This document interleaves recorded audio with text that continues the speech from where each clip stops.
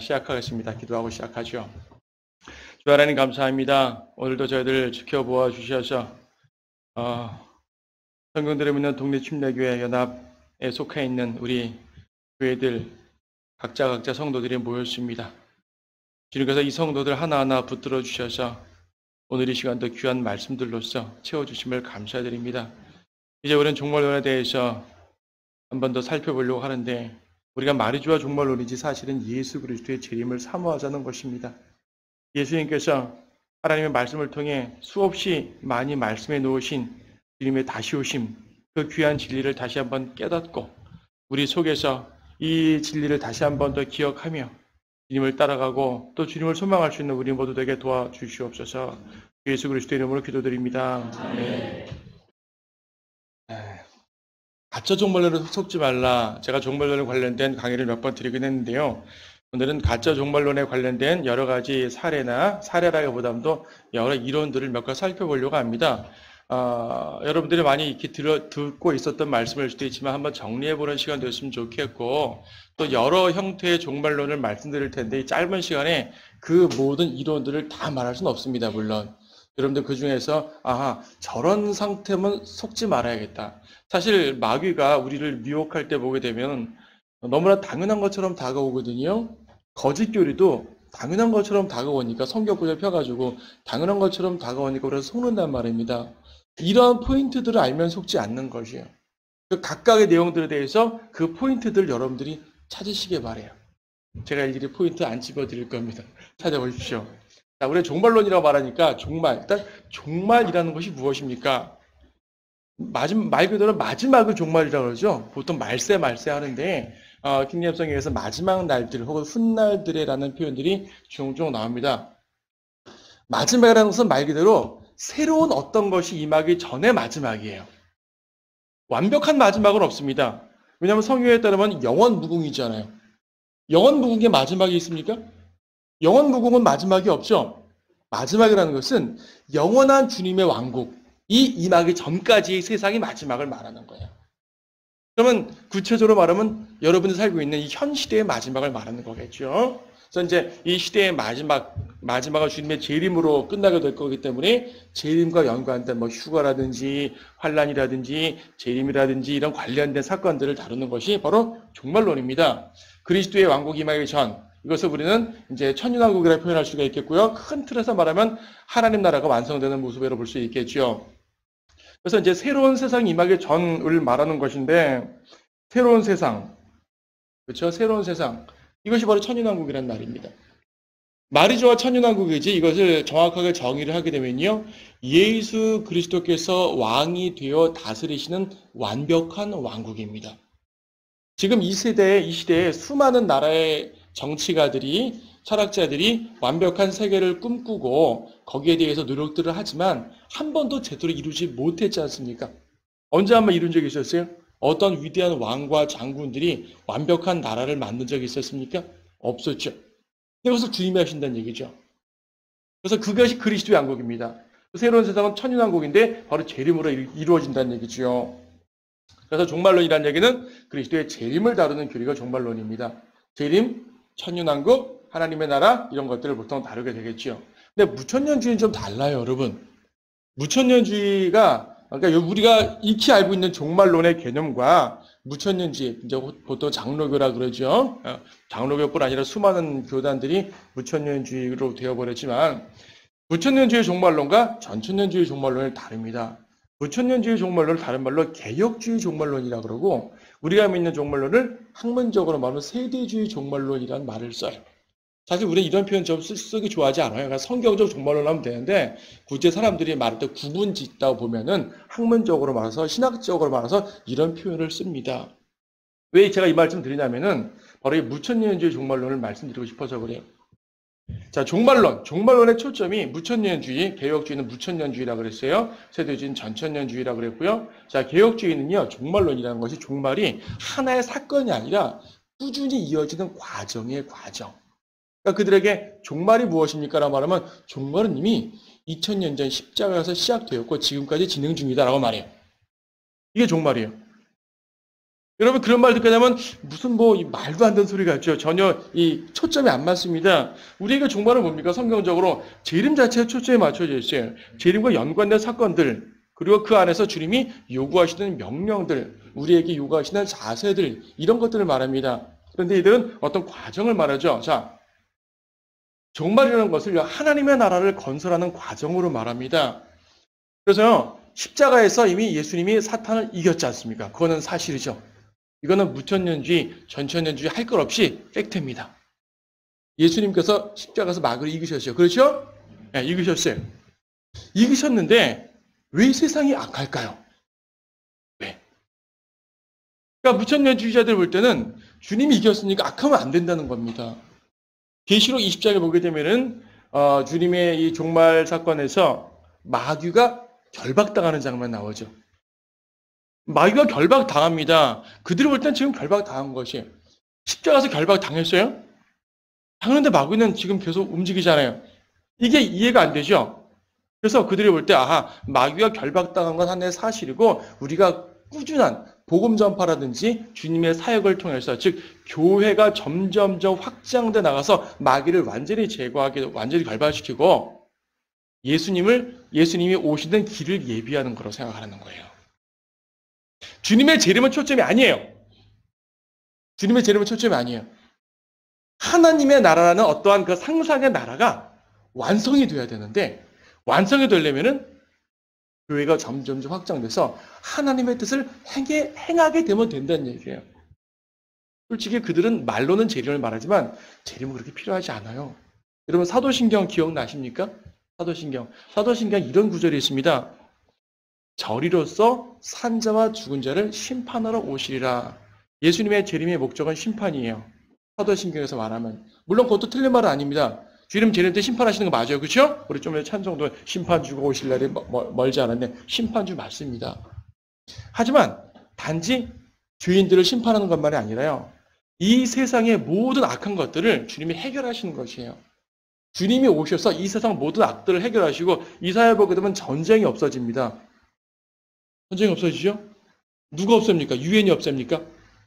주님이 없어져. 주님의 재림이 아니고서 설명할 수 없는 것들이 이 세상입니다. 근데 그들은 주님의 재림이 없어서 설명을 해요. 교회가 확장돼 나가면 된다는 얘기죠. 교회가 지금까지 확장됐습니다. 근데 안타깝게도 우리나라뿐 아니라 세계적으로 종교인들을 통계내면 개신교가 제일 줄어드는 거 알죠? 제일 많이 줄어드는 거 알죠? 개신교 숫자가 상당히 줄어듭니다. 천주가 좀 많아지고요. 이슬람 엄청 많아집니다. 이슬람 생각보다 많아져요, 여러분. 우리나라는 아직 큰 영향이 없는데 세계적으로 유럽 같은 데는 벌써 큰일 났잖아요. 교회가 확장돼서 종말이 이루어져야 되는데 안 됩니다. 종말은요. 과정이 아닙니다. 사건이에요. 그리스도의 재림을 통해서 천년왕국이 건설됩니다. 재림을 통해서 모든 것들이 해결됩니다. 예수님께서는요. 온 세상의 왕이시고 심판주시고요. 세상 자체를 새롭게 하시는 분이에요. 우리가 갖고 있는 모든 인생 개인의 문제뿐 아니라 이 세상의 모든 문제를 예수 그리스도라는 왕께서 오셔야지만이 됩니다. 우리의 노력으로 안 됩니다. 아무리 건전한 목사님들, 건전한 선교사들 복음 전파하면 그냥 그 죄인들을 구원할 뿐이에요. 그냥. 물론 구원받은 사람들이 많이 모이면 그 사회가 조금 더 건전해지긴 하겠지요. 하지만 그렇다고 완벽히 깨끗하지 않습니다. 우리가 보통 말하는 필라델피아 교회라는 그 시대. 필라델피아 교회 참 좋죠. 복음 전파하던 그 시대. 그 시대에 진화론이 꿈틀댄 시대입니다. 그 시대가. 그 시대가 인본주의가 가장 꼽힌 시대가 필라델피아 교회 시대예요. 사탄이 같이 틈탄다는 얘기입니다. 우리의 노력으로 될 수 있는 것은 아무것도 없어요. 여러분들 신실하게 복음 전파하면 죄인을 구하는 뿐입니다. 이게 또 교회의 사명이죠. 그래서 이제 세대주의에서는 때와 시기를 강조하게 되는데 여기서 이제 너무나 민감하게 되면 시한부 종말론으로 가는 거죠. 그래서 이 무천년주의 종말론의 문제는 재림 자체를 무시한다는 것이고요. 세대주의 종말론은 그 자체는 문제가 없어. 성경적 종말론이니까. 하지만 세대주의 종말론을 잘못 적용하는 사람들의 문제가 시한부 종말론자예요. 시한부 종말론자들의 뿌리가 세대주의자예요. 참 아픈 사실인데 사실이에요. 세대주의자들이 곧 시한부 종말론자는 아닙니다. 뒤에서 보겠지만 모든 시한부 종말론자들이 세대주의의 이 그 뿌리를 두고 있어요. 그러니까 제대로 공부한 게 아닌 거죠. 마귀는 올바른 교리 속에서도 꿈틀댈 수가 있는 것입니다. 자, 개혁주의 지금 말씀드렸는데 재림이 필요 없는 이론이라고 해서 여러분 이사야서 2장 말씀 보십시오. 이사야서 2장 말씀.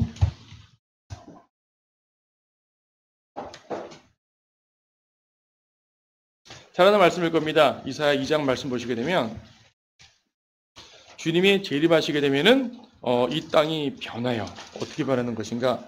2장 2절 마지막 날들에 주의 전의 산이 산들의 정상에 세워질 것이요 작은 산들 위에 높아지리니 모든 민족들이 그곳으로 몰려들 것이라. 많은 백성이 가며 말하기를 너희는 오라 우리가 주의 산에 야곱의 하나님의 전에 올라가자. 그리하면 그가 그의 길을 우리에게 가르치실 것이며 우리는 그의 길을 행하리니 이는 율법이 시온에서 나오며 주의 말씀이 예루살렘으로부터 나올 것임이라. 이러한 역사적 사실이 지금까지 존재한 적이 없었습니다. 특히 4절 그가 모든 민족들 가운데서 심판하시며 많은 백성을 책망하시리니 그들이 자기 칼들을 두들겨서 보습을 만들며 자기 창들을 두들겨서 낫을 만들 것이요 민족이 민족을 대적하여 칼을 들어올리지 아니할 것이며 그들이 더 이상 전쟁을 배우지 아니하리라. 세상에 전쟁이 없어집니다. 역사상 언제 한번 이것이 이루어졌습니까? 한 번도 이루어지지 않았죠. 이걸 위해 노력하는 것이에요. 수많은 사람들이 믿지 않는 자들도 노력하고 믿는다는 자들도 이걸 노력합니다. 여기서 그래서 이것이 과정이라는 것이에요. 모든 사람들이 구원받게 되면 전쟁 없어지지 않겠다는 얘기죠. 근데 아까 좀 전에 그 강의하셨지만은 믿는 사람들 내에서도 사탄이 꿈틀거리잖아요. 여기 4절에서 그들이 빼먹은 말이 있죠. 그가 모든 민족들 가운데 심판하신다고 합니다. 아까 자그들도 사도신경 잘 말했네요. 주님이 오시면 심판한다 그랬지 않습니까? 심판하러 오시라 그랬죠? 그럼 심판을 하시는 것은 재림 때 가능한 것입니다. 재림하시면서 심판을 하셔야지 전쟁이 없어지는 것이에요.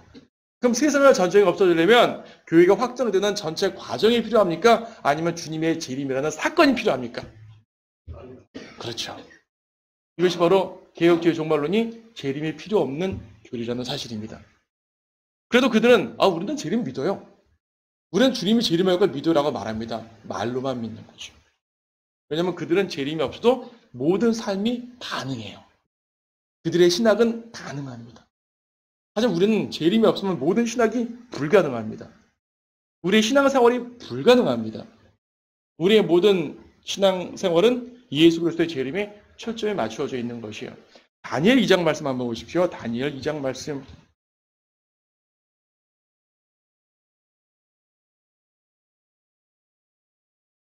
다니엘 2장 말씀은 다니엘이 이제 느부갓네살 왕이 꿈을 꾼 것을 다니엘이 해석해 주는 장면이죠. 자, 느부갓네살 왕이 꿈을 꿨습니다. 커다란 형상이 나옵니다. 머리는 금이고요. 가슴은 은이고요. 배는 노시고요. 다리는 철이고요. 발가락은 철과 진흙이 합쳐졌습니다. 그리고 산에서 사람의 손으로 다듬지 않은 커다란 돌이 딱 떨어져 내려가지고 형상의 발가락을 치면서 다 무너뜨려 버렸단 말입니다. 그렇죠. 그래서 거기 37절 보니까 오 왕이여 느부갓네살 왕은 왕 중에 왕이시라 하면서 이제 이 바빌론을 금이라 말해. 금. 이제 38절 끝에 왕은 곧 이 금벌입니다. 39절 왕 이후에 왕보다 못한 다른 왕국이 일어나리요. 이건 은 왕국인데 페르시아를 말합니다. 39절 뒤에 또 다른 셋째 왕국이 노수로 일어나 온 세상을 다스리게 되리이다. 노수로 된 왕국은 그리스 왕국입니다. 40절 넷째 왕국은 철같이 강한 왕국이 된다. 이거는 로마 제국입니다. 여기까지는 무천년주의자도 동의해요. 이해합니다. 전천년주의자와 무천년주의자가 여기까지는 성경 해석이 똑같아요. 이거는 뭐 다르지 않습니다. 문제는 그 다음입니다. 44절 이들 왕들의 때에 하늘의 하나님께서 결코 멸망하지 않은 한 왕국을 세우시리니 그 왕국은 다른 백성에게 넘겨지지 않을 것이요 도리어 그 왕국이 이 모든 왕국들을 쳐부수고 멸하여 영원히 살 것입니다. 자, 돌이 딱 떨어져가지고 형상을 쳐부수고 깨뜨립니다. 근데 무천년주의는 여기서 해석이 딱 바뀌게 된 게 뭐냐면 금은 바빌론, 은은 페르시아, 배는 돛, 다리는 철, 10발가락까지 여전히 다리는 로마, 10발가락까지 계속 로마, 그리고 이 산에서 떨어져 나온 돈은 예수 그리스도까지는 좋아요. 예수 그리스도의 초림, 십자가로서 십자가의 복음으로 로마가 무너졌다고 말합니다. 여러분, 로마는 십자가의 복음으로 무너지지 않았습니다. 로마는 AD 323년에 기독교를 공인한 이래로 물론 그 안에는 신실한 성도들도 많이 있었습니다. 그들의 헌신 속에서 하나님께서 역사하신 건 사실입니다. 하지만 로마는 그 그리스도인들의 온전한 신앙적인 노력들을 태양신 밑으로 다 집어넣어 버렸고 우상숭배로 변질시켜 버렸고요. 이교도 나라에 의해서 게르만 민족에 의해서 멸망했지 결코 예수 그리스도의 십자가로 멸망하지 않았습니다. 그들은 예수님의 십자가로 로마가 멸망한 다음부터 지금까지 계속 멸망해 나가고 있기 때문에 예수님의 교회가 이렇게 온 세상을 가득 채운다고 말하는데 그것이 아니죠. 이상하죠. 바빌론도 물리적 왕국, 페르시아도 물리적 왕국, 그리스도 물리적 왕국, 로마도 물리적 왕국인데 갑자기 돌에 있어서는 영적 왕국으로 바뀌어요. 해석의 일관성이 없죠, 지금. 이 돌도 그리스도는 맞는데 제 이름으로 이루어지는 천년 왕국을 말하는 것입니다. 다리는 차리고 로마인데 열 발가락은 마지막 적그리스도 왕국이에요. 교회 시대를 뚝 뛰어넘고 마지막에 겨울날 때 등장하겠죠. 그때 주님께서 재림하시는데 이때는 실제적인 왕국을 세우실 것입니다. 실제적인 왕국. 그렇기 때문에 이 개혁주의에서는 초림 이후에 교회가 확장되는 과정을 이해하기 때문에 재림이 필요 없는 것입니다. 하지만 성경은 재림이라는 구체적인 사건, 산에서 돌이 딱 떨어져서 형상을 콱 무너뜨리고 깨뜨리고 파괴한다는 구체적인 사건을 통해 이 일이 이루어지게 되어 있단 말입니다. 한마디로 개혁주의 종말론의 문제는 뭐라고요? 재림이 필요 없는 이론. 여러분들이 누군가가 주님 재림하시라는 말은 하는데 실제로 그 재림이 말로만 재림이지 재림과 연관된 어떠한 교리나 삶의 자세가 연관되지 않는다면 그건 가짜 종말론이에요. 속으면 안 됩니다. 재림이 없어도 하나님의 나라를 이룰 수 있는 이론이고요. 교회의 목적은 이 땅을 개혁하는 것이 목적이 됩니다. 복음 전파만이 목적이 아니에요. 그나마 좀 무천년주의자들도 좀 건전하신 분들은 복음 전파, 아까 빌리그램도 복음 전파한다고 그랬잖아요. 복음 전파하는 거였지만 복음 전파만 하나님의 일이 아니라 이 세상을 개혁하는 것 모두가 하나님의 일이다 이거죠. 교회의 역할이다 이거죠. 또 오늘날 교회들이 정치권에 깊숙이 들어가잖아요. 이 땅을 바꾸려고 그래요. 그래서 하나님의 이름으로. 안 돼요. 경제인들이, 사업가들이 하나님의 이름으로 경제의 더러운 것들을, 경제 정의를 바로잡으려고 그래요. 안 돼요. 개인적인 양심으로 올바르게 선거하면 됩니다. 그냥. 심지어 문화한다고 가수들이 앞에서 춤 추면서 CCM 부르죠. 그러면서 하나님의 나라가 가요계에 임했다고 말하는 것이죠. 그렇게 되는 거예요. 그러면 하나님의 나라가 각 곳에 역사하시니까 재림이 없어도 세상은 하나님의 나라로 가득 차겠죠? 그럼 예수님은 뭐예요? 다 준비됐어? 내가 내려가면 되지? 다 준비됐지? 내려갈게. 주님 어서 오세요. 딱 다 마련해놨어요. 나 뭐하지? 그냥 계셔요. 주님 할 거 없잖아요. 주님은 그 모든 것들을 제 이름으로 바로잡으시는 분이지 인간들이 바로잡아준 다음에 내려오시는 분이 아닙니다. 인간들이 바로잡아준 다음에 오신다면 역사가 몇 억 년 흘러도 안 될 겁니다. 그럼 제 이름을 기다리자는 얘기가 말지 않는 얘기예요. 말지 않는 얘기죠. 무천년주의자들에 물어보게 되면 언제 재림될까요? 모르죠. 이 세상이 좀 변화돼야 재림될 텐데 그럼 언제 변하죠? 글쎄요. 적어도 몇천 년은 뒤에 변화되지 않을까요? 도저히 변화될 것 같지 않은데요? 그럼 재림 기다리지 않는다 그 말이죠? 네. 물론 직접 내려가면 말 안 하죠. 그들은. 그렇죠? 이것이 바로 문제입니다. 재림을 기다리지 말자는 이론이 됩니다. 그러면 이제 아까 이 세대주의 중에서 세대주의 자체는 우리가 이제 지금 그걸 다 다룰 수는 없으니까 문제가 없어요. 성경적 종말론입니다. 그런데 여기에서 이제 좀 이탈하는 사람들이 생겨요. 그들이 때와 시기에 민감합니다. 처음에는 건전하게 시작했을 것이에요. 왜냐면 주님을 너무나 제 이름을 사모하니까 주님 빨리 오셨으면 좋겠잖아요. 그렇죠? 주님이 빨리 오시면 좋을 것 같아서 성경을 막 해석하다 보니까 이때쯤이 아닐까? 그냥 이때쯤이면 좋겠다 하는 그냥 피상적으로 하면 괜찮은데 막 그걸 갖다 맞춘단 말입니다. 여기서 이단이 생깁니다. 자, 시한부 종말은 어떤 것이 문제일까요? 시한부 종말론은 최근에 생긴 거 아닙니다. 여러분이 기억하는 시한부 종말론이 뭐죠? 아시는 분, 나이 좀, 연세 좀 있으신 분들은 다 경험하셨죠? 그 시대 살았으니까. 1992년 다미선 교회 있었죠? 그때 처음 나온 게 아닌 거 아시죠? 이거는 아주 옛날부터 있었어요. 심지어 사도 바울이나 예수님도 그 당시에 성경에 그들을 주의하라라고 말씀하실 때 예수님도요, 거짓 그리스도가 이미 활개치고 있다 말하지 않아요. 적그리스도는 성경시대부터 있었으니까, 그러니까 가짜 그리스도들은 시한부 종말론자들이 1992년에 처음 생긴 게 아닙니다. 종교개혁 시대에 있었습니다, 이미. 독일의 스트라스부르크라는 도시가 있어요. 멜키오르 호프만이라는 사람 제7류교예요. 제7류교도. 이 사람이요, 새 예루살렘을 예언합니다. 1533년에 새 예루살렘이 임할 것이고 내가 6개월 후에 사로잡힐 텐데 그 이후에 6개월 후에 새 예루살렘이 임할 것이야. 이 사람은 잡혀요. 그 제자 얀 마티스라는 사람과 또 그 제자 얀 라이덴 이런 사람들이 나타나가지고 윈스터시라는 그 도시가 있어요. 윈스터, 문스터. 예. 여기를 천년국으로 선포를 합니다. 근데 이들은 사실 주님의 재림을 사모해서 이렇게 한 게 아닙니다. 당시에 종교개혁이 카톨릭을 따로 부쉈죠. 여러분, 당시에 종교개혁자들 얼마나 과격했는 줄 아세요?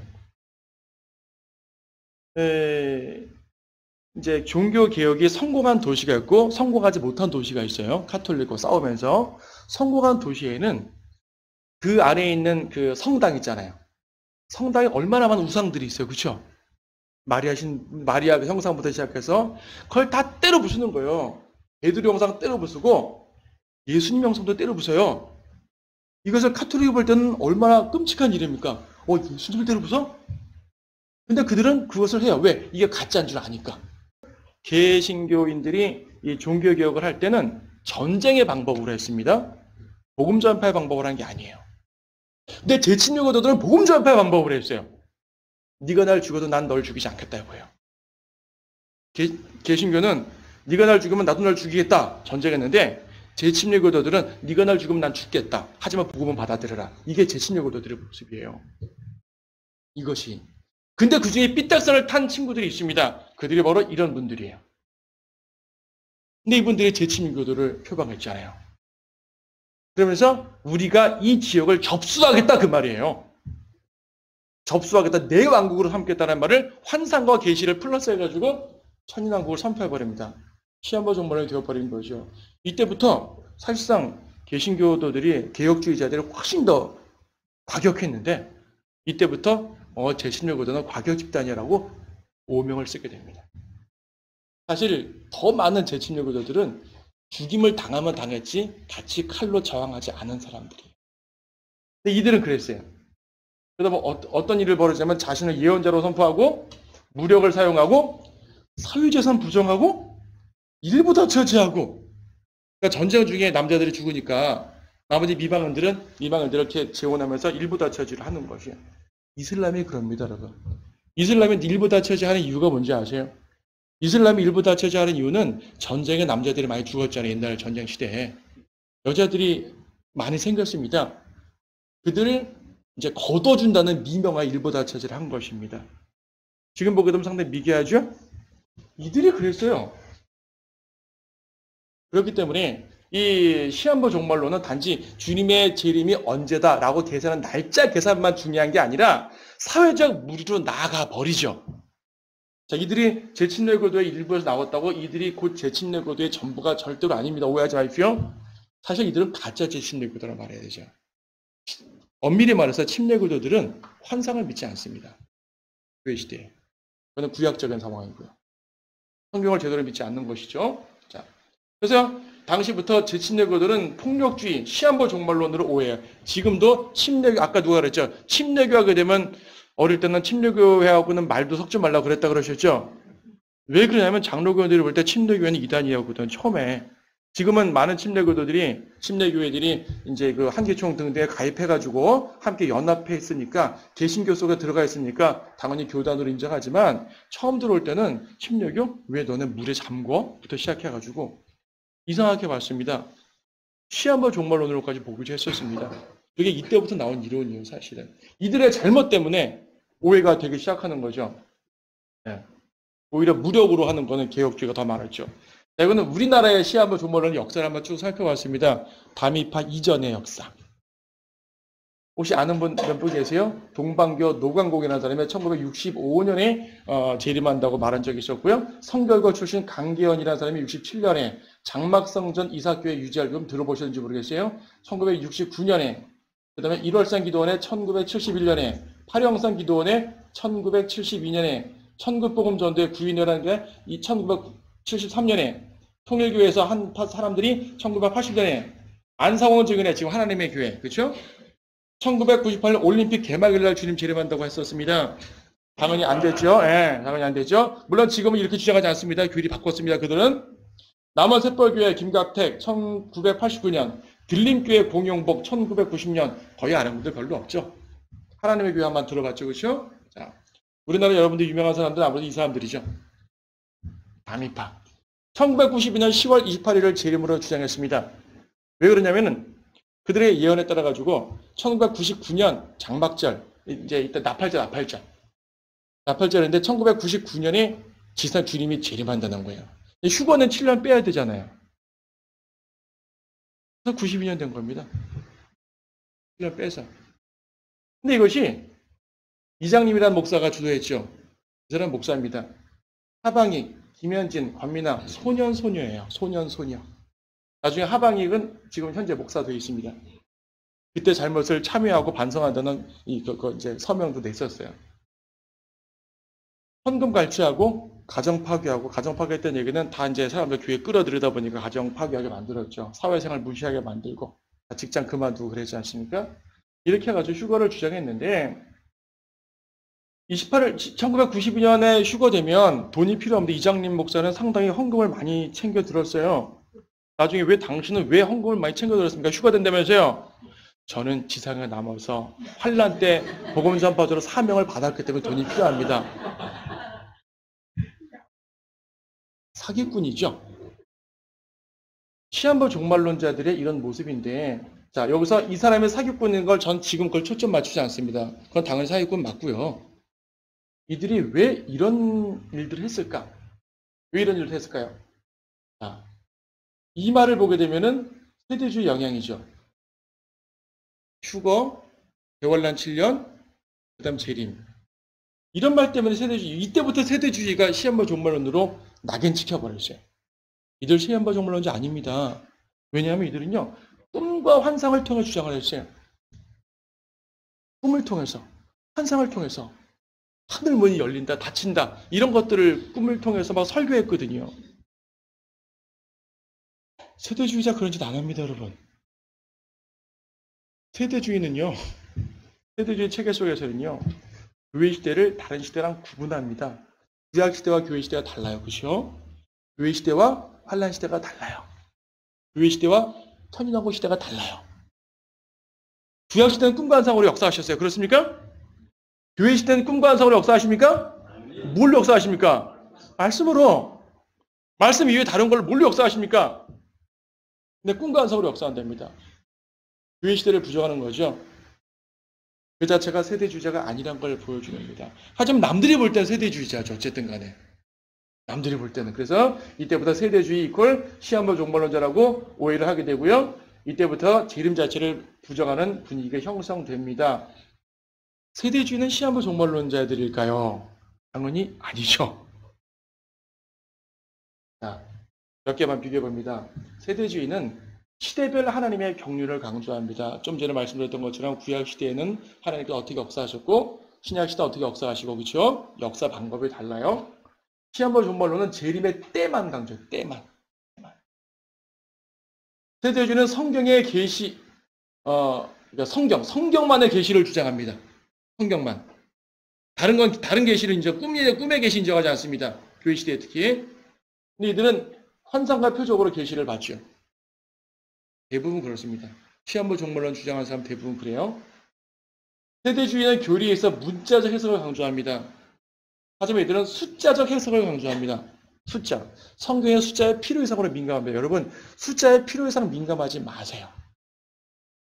좀 이따 666 말씀드리겠지만 세대주의는 교회의 환란 전 휴거를 믿습니다. 여러분 구원받으셨다면 혹여 죄를 짓더라도 대환란에 남진 않죠. 남습니까? 혹시 중에 사명 받은 분 계세요? 대환란 남겠다고?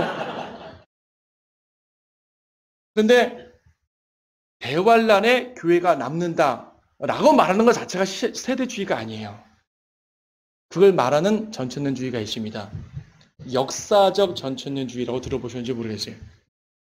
역사적 전천년주의는 우리나라 장로교 합동측 일파에서 주장하던 건데, 합동측의 대부였던 분이 이것을 믿어가지고 그렇게 이제 많은 분들이 주장을 해요. 전천년주의인 건 좋고 휴거도 말고 재림도 말해요.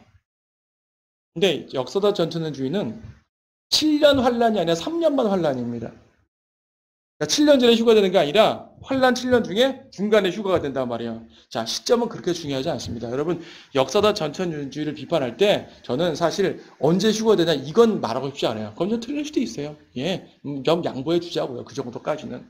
정말 그들의 문제가 뭐냐면 그리스도인들 중에서 모두가 휴가되는 것이 아니라 열심히 믿는 사람 휴가되고 그렇지 못한 사람 환란에 남는다는 얘기죠. 자, 문제가 뭐죠? 한번 제가 비슷한 사람을 만났습니다. 당신 구원 받았습니까? 저 구원 확신이 있어요. 지금 죽어 천국 갈 수 있어요? 예, 지금 죽어도 하늘나라 갈 수 있습니다. 아멘, 감사합니다. 만약 주님 지금 오시면 휴가 될 수 있어요? 글쎄요, 그건 모르겠는데요. 그러면 환란 때 나오면은 짐승의 표 안 받을 자신 있어요? 안 될 것 같아요. 그럼 어떡하죠? 주님이 저 죽은 다음에 오셨으면 좋겠어요. 그러니까 환란에 들어간다는 두려움이 있어요. 이상하죠? 분명히 칼빈주의자들입니다, 그들. 칼빈주의자들이라면은 구원의 영원한 보장을 믿죠. 지금 죽어도 천국 갈 수 있다고 믿는 사람들이야, 말로는. 그렇죠?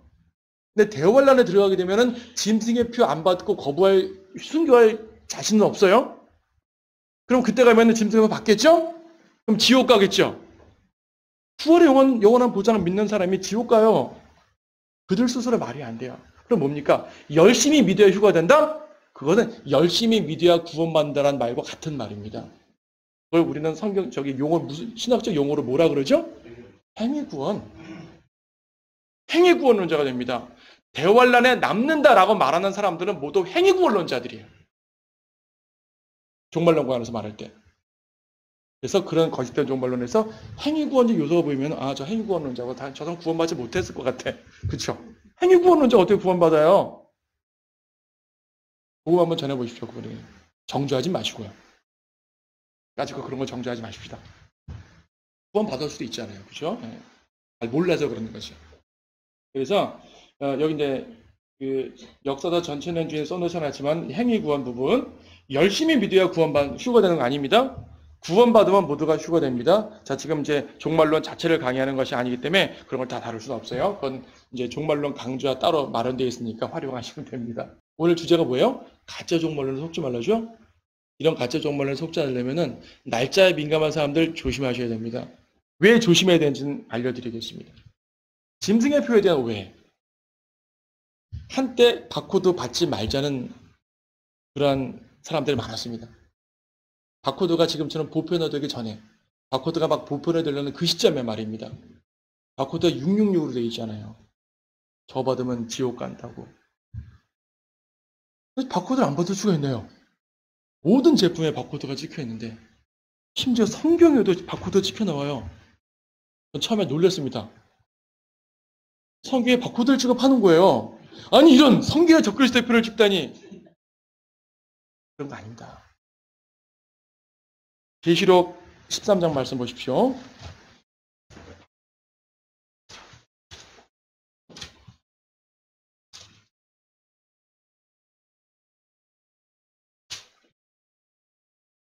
(13장) 18절 지혜가 여기 있으니 지각이 있는 자는 그 짐승의 숫자를 헤아려 보라. 그것은 한 사람의 숫자이니 그의 숫자는 666이니라. 자, 한 사람의 숫자입니다. 적그리스도 한 사람, 그 특별한 사람의 수를 말하는 것이지 666이 다 사탄의 수는 아닙니다, 여러분. 제가 처음에 방어동으로 이사 갔더니 전화보다 666이 있어요. 전화 국번이. 그게 기분 나빠서 661로 받았었는데 우리 교회 집사님 중에서 666번을 가지신 분이 계시더라고요. 뭔가 좀 우리 정서에 안 맞죠? 하지만 그게 사탄과 무슨 상관이에요? 아무 상관없죠?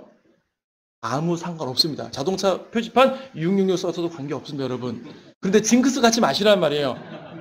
그런 거 사탄 여러분들 관장하는 거 아닙니다. 여러분 시계를 딱 봤는데 우연히 6시 6분 6초. 뭔가 불길해. 이런 건 미신입니다, 여러분. 볼 때마다 그게 나와요. 그럴 때 있죠? 미신입니다. 하나님은 그렇게 역사하시지 않으십니다. 절대로. 수비학이라 그래요. 성경에 이제 숫자를 이제 이게 비술적인 이걸 해석을 하게 되면 왜 음모론이라 그러죠. 이상한 해석을 하게 되면은 네로 왕조도 666이 나오고요. 교황도 666이 나오고요. 미키마우스도 666 나오고 히틀러도 666 나오고요. 666 나온 사람 되게 많습니다. 아마 여러분 이름을 라틴어로 쓰면 666 나오실 분 계실 거예요. 찾아보지 마세요. 괜히 기분 나쁩니다. 그런 거 따지지 말자는 얘기죠. 한 사람의 숫자입니다. 미래에 접근해서 한 사람 얘기입니다. 바코드, 베리칩. 요즘 또 베리칩 유행하잖아요. 어떤 분들은 아예 대놓고 베리칩 받으면 지옥 갑니다. 써놓고 다는 사람이 있습니다. 예수 참고 불신족한 사람 중에서. 보셨죠, 여러분? 베리칩. 짐승의 표 아닙니다. 절대로 아닙니다. 제가 보장합니다. 만약 누군가 여러분에게 실험 좀 합시다. 베리칩 해고죠 하면 받아도 돼요. 큰일 날 말 같죠?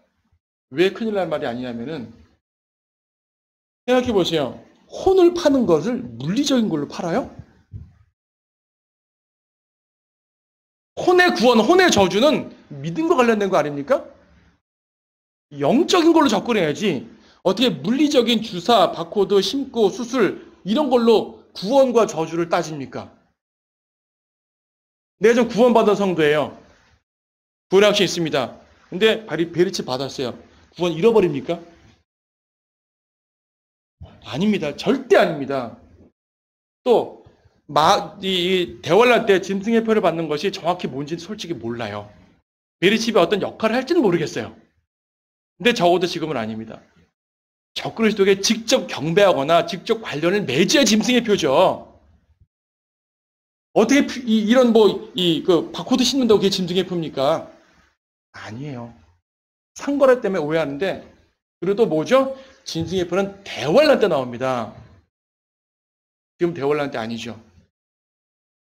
만약 베리칩이 만약 짐승의 표라면 대환란 때 가서 받으면 안 되죠.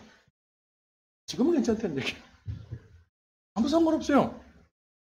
지금 그건 적그리스도의 표가 아닙니다. 적그리스도의 표는요, 적그리스도에게 경배하는 것인데 대환할 때 되게 되면 성전뿐 아니라 짐승의 형상들이 많이 세워질 것이에요. 거기에 경배함으로써 어떤 표식을 받겠죠.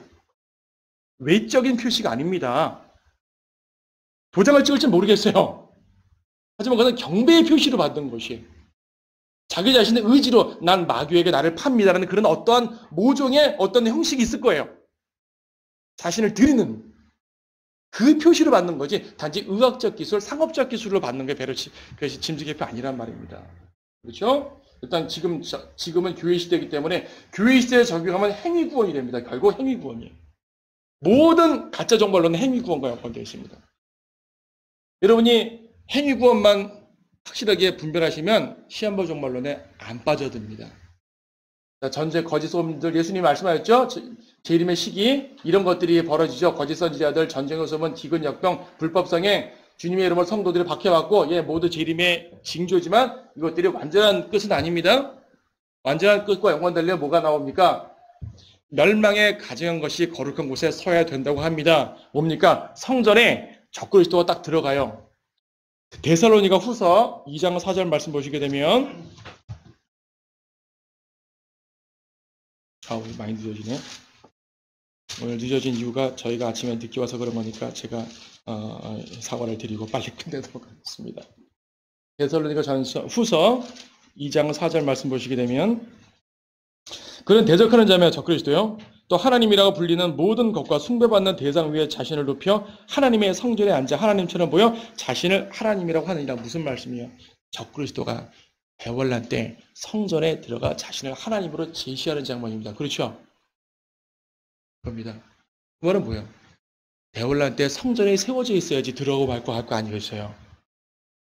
이 예언은 대환란 때 성전에 세워진다는 예언입니다. 대환란 때 희생자가 들어진다는 예언입니다. 그래서 많은 그리스도인들이 성전이 건축된다는 소문을 들으면 민감해요, 여러분.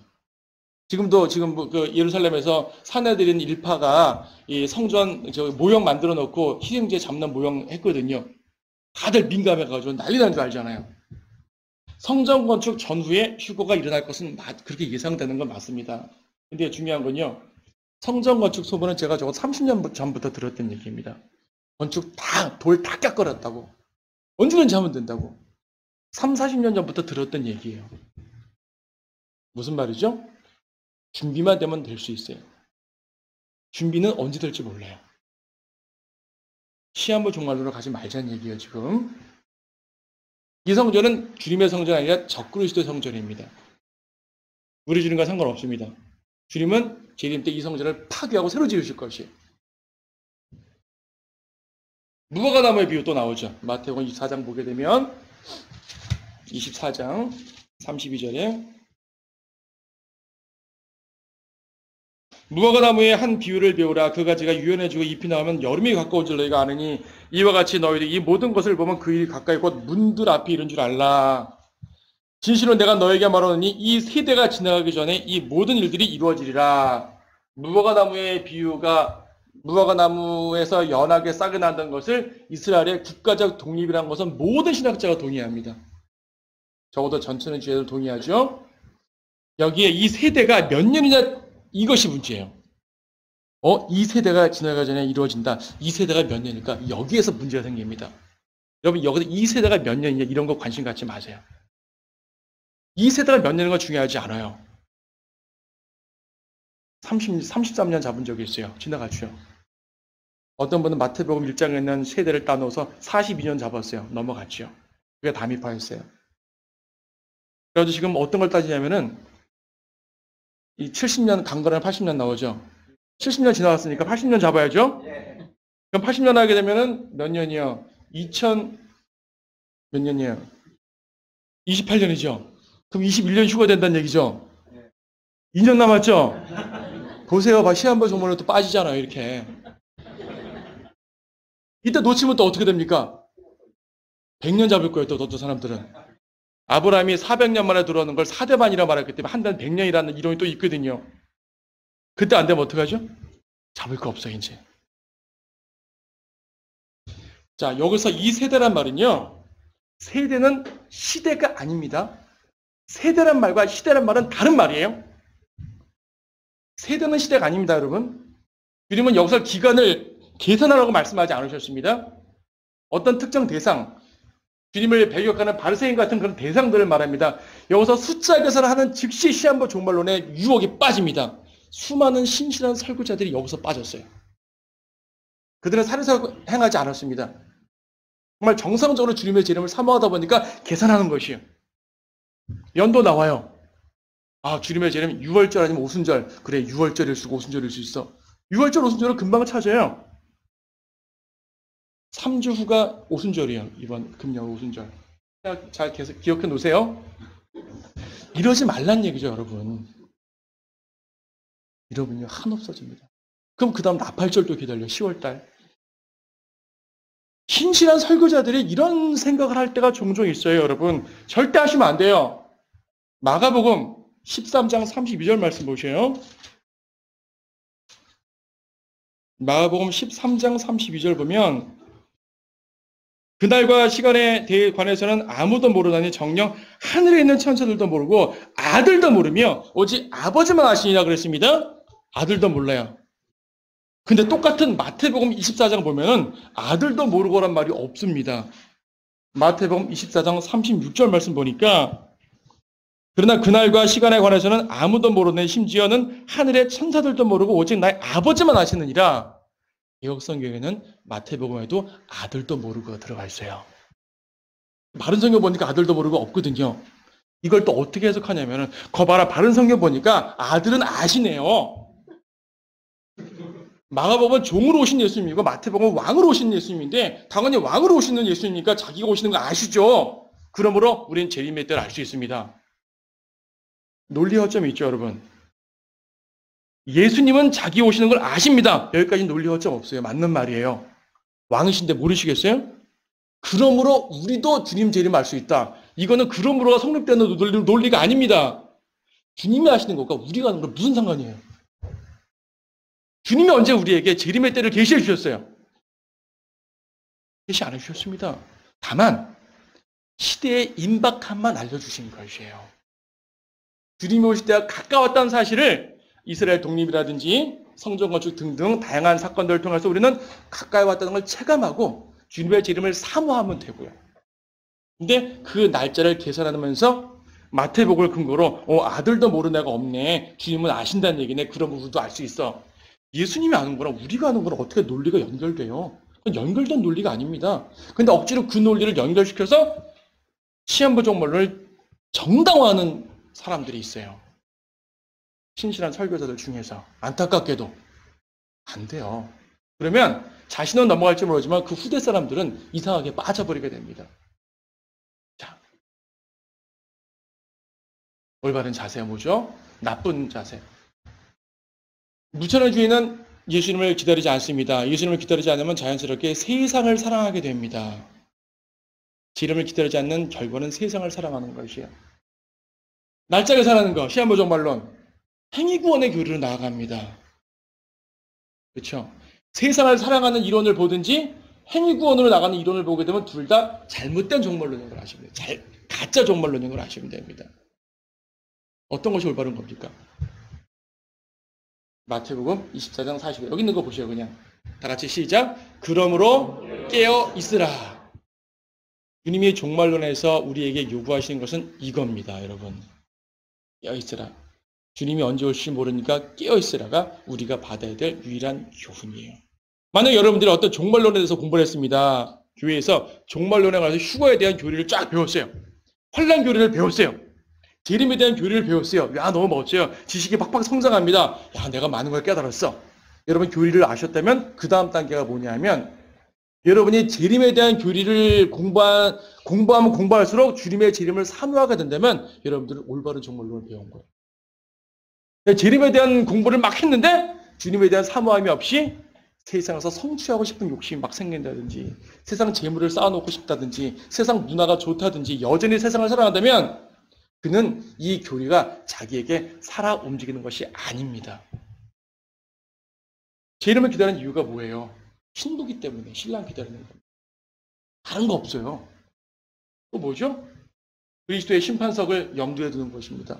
아까 선한 싸움 얘기하셨는데 주님께서 가까이 온다는 얘기는 오실 때가 가깝다는 얘기는 내가 주님께 올라갈 때가 가깝다는 얘기고 그리스도의 심판석 설 때가 가깝다는 얘기이기 때문에 내가 주님께 더욱더 봉사를 많이 해야 되고 주님 안에서 그러니까 선한 상급을 쌓아야 될 거 아니겠어요? 면류관 받을 준비해야 될 거 아니겠어요? 여러분의 모든 행실이 그리스도의 심판석에 초점 맞춰줘야 되고 신부의 자소로 신랑을 기다리는 초점 맞춰줘야 돼요. 그렇지 않다면 여러분의 교리는 죽은 교리입니다.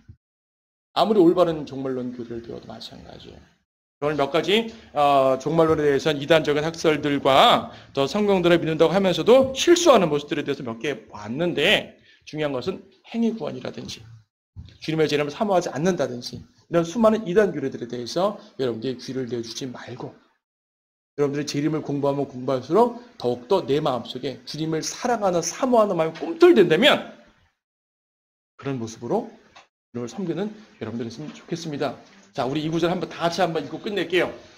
시작. 내가 선한 싸움을 싸우고 달려갈 길을 마치고 믿음을 지켰으니 이후로는 나를 위하여 의의 면류관이 마련되어 있어 의로운 재판관이신 주께서 그날에 그것을 내게 주실 것이며 또 나뿐만 아니라 그의 나타나심을 사모하는 모든 사람에게도 주실 것이라. 자, 하나님의 말씀 마칩니다. 여러분들이 이 말씀을 듣고 혹이라도 마음속에 이제 깨달은 것이 있을 것입니다. 또 제 설교만이 아니라 오늘 4시간 모든 거 걸쳐가지고 하나님 안에서 그래 이것이 우리의 올바른 삶이야 라고 느꼈다면 이 시간 잠깐 기도하는 시간 갖겠습니다. 여러분들을 초청하지는 않겠고요. 여러분들이 앞에서 강의하는 설교자가 그냥 기도하는 거로 끝나지 말고 여러분이 여러분의 언어로 여러분의 마음속으로 주님께 간구하고 나의 변화된 모습 오늘 이 집회를 통해서 나의 변화된 모습 내가 깨달은 모습 주님을 더욱더 사랑하게 되는 그런 모습들을 더욱더 달라고 주님께 기도하는 결단의 시간을 잠깐 가졌으면 좋겠습니다.